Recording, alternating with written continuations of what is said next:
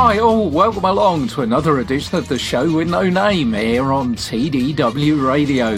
Hope you're keeping well and are all set for some more great music, some mystery voices to identify, another mystery year and more laughs with Julian and Sandy. First up though, let's fire up the glitter ball. Careful you don't fall off those platform boots now.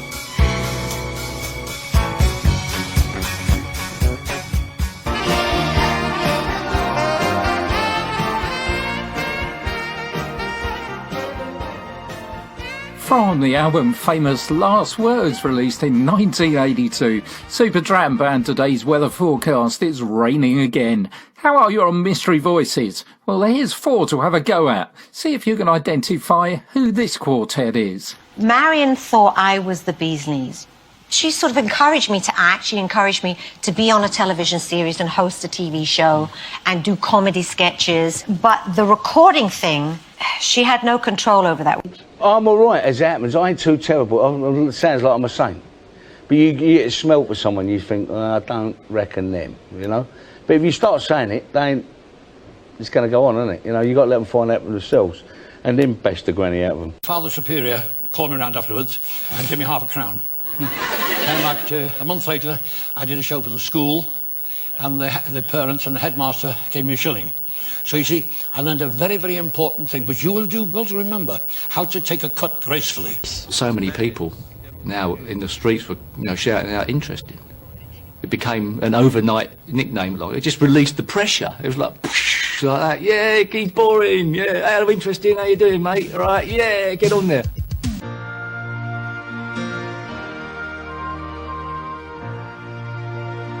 How did you do with those? I'll have the answers right after a double from Rod Stewart. Outside another yellow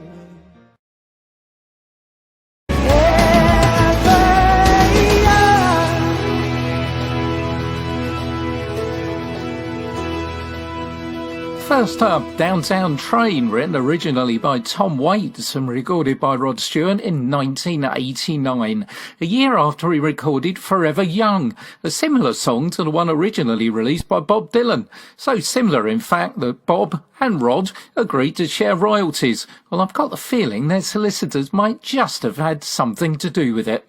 How'd you get on with those mystery voices then? This is number one. Marion thought I was the bee's knees.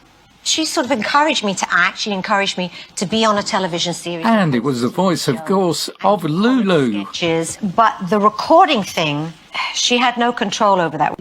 I'm all right as it happens. I ain't too terrible. It sounds like I'm a saint. Number two, don't want to mess with this bloke. It's Ray Winston. You know? But if you start saying it, it's going to go on, isn't it? You know, you got to let them find out for themselves. And then best the granny out of them. Father Superior called me around afterwards and gave me £5 a crown. Then about a month later, I did a show for the school. Number three, leaving you feeling tickled as always, Sir Ken Dodd. Very, very important thing, but you will do well to remember how to take a cut gracefully. So many people now in the streets were, shouting out interesting. And finally, keeping us all interested, number four, Steve Interesting Davis. He's boring. Yeah, how interesting. How you doing, mate? All right. Yeah, get on there. I'll have some more mystery voices next time around. Still to come on the show with no name, the mystery year, and comedy from Julian and Sandy.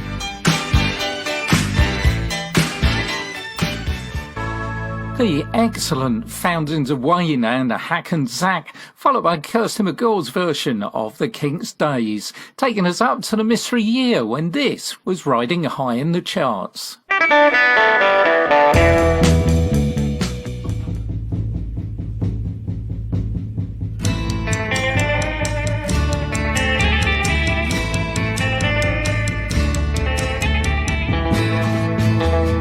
Shaken All Over by Johnny Kidd and the Pirates, followed by Tommy Bruce and the Bruisers, and Ain't Misbehaving.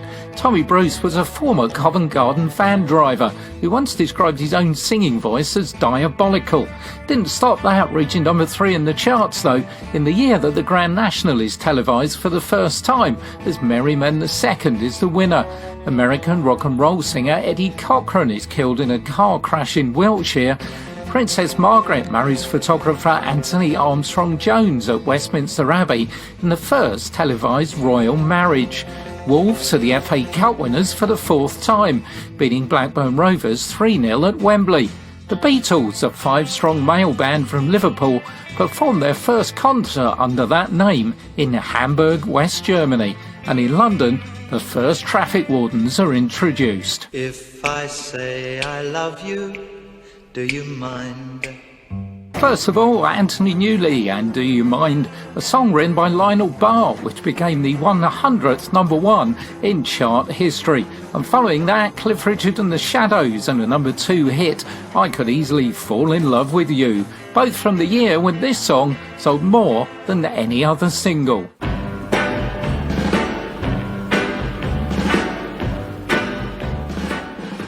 Kathy's Clown by the Everly Brothers, their first single for Warner Brothers, and the biggest selling single from 1960.